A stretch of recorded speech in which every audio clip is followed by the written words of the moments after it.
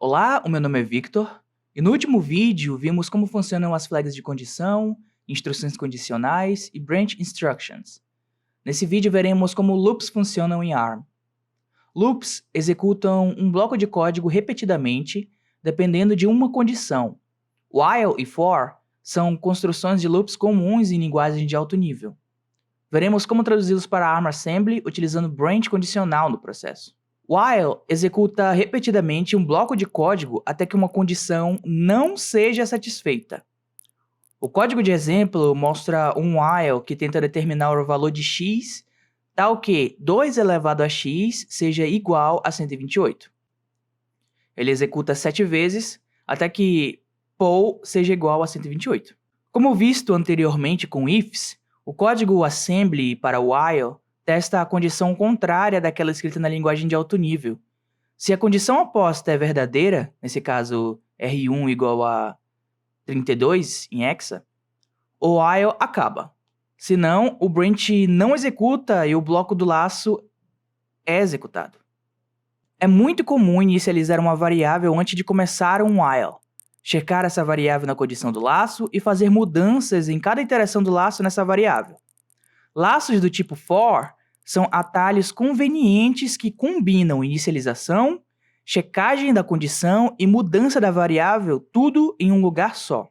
As inicializações são feitas antes do laço começar. A condição é testada no começo de cada iteração. Se a condição não for satisfeita, o laço para. A operação no corpo do laço executa depois da checagem da condição. No código de exemplo, uma variável é incrementada de 1 em 1 até 9. Nesse exemplo, a variável i é inicializada com 0 e incrementa no final de cada iteração. O laço roda enquanto i for menor do que 10. Note mais uma vez que a linguagem de alto nível utiliza o operador menor que para checar a condição. Então, o código em assembly usa a condição oposta, maior ou igual, para saber quando o laço deve parar. Laços são especialmente úteis quando precisamos acessar grandes quantidades de dados similares na memória. Para facilitar o armazenamento e o acesso, dados similares podem ser agrupados em um array. Um array armazena o seu conteúdo em endereços de memória sequenciais. Cada elemento de um array é identificado por um número chamado índice. A quantidade de elementos em um array é chamada de tamanho do array. A figura mostra um array de 200 elementos armazenado na memória. O código de exemplo é um algoritmo que usa um laço for para preencher um vetor de 8 elementos.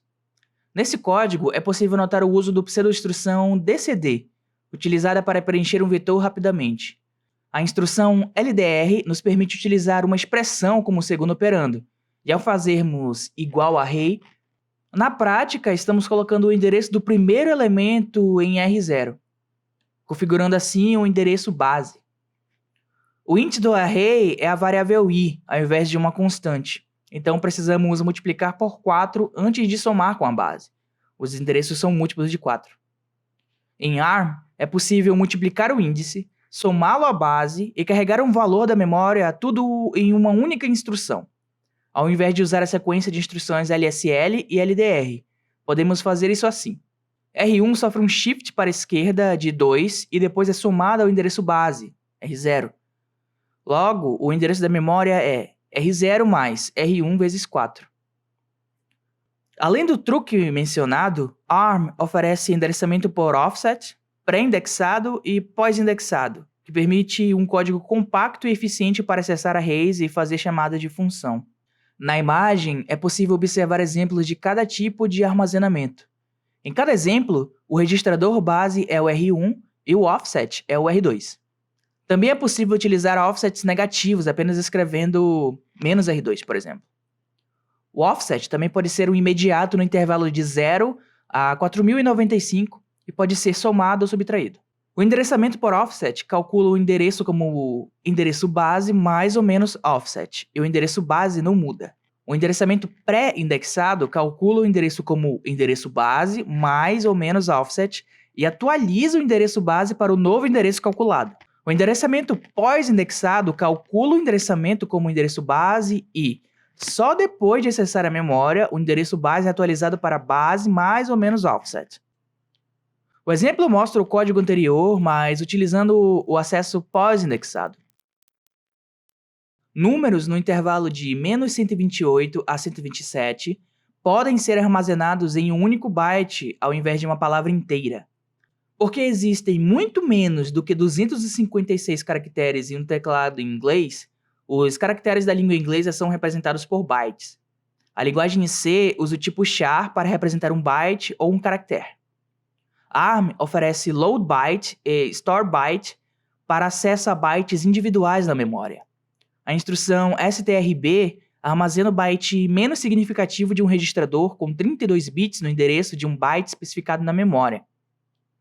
Uma série de caracteres é chamada de string. Strings têm um tamanho variável. Então, as linguagens de programação precisam oferecer algum jeito de determinar o tamanho ou final de uma string. Em C, o caractere nulo sinaliza o final de uma string. A figura mostra a string hello armazenada na memória. Essa string tem 7 bytes de tamanho e se estende desse endereço até esse.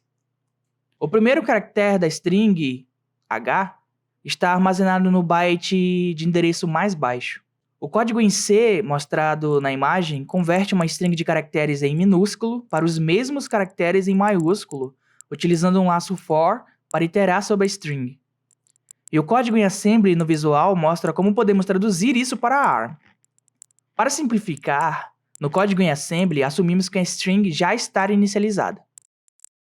Por esse vídeo é isso, até a próxima.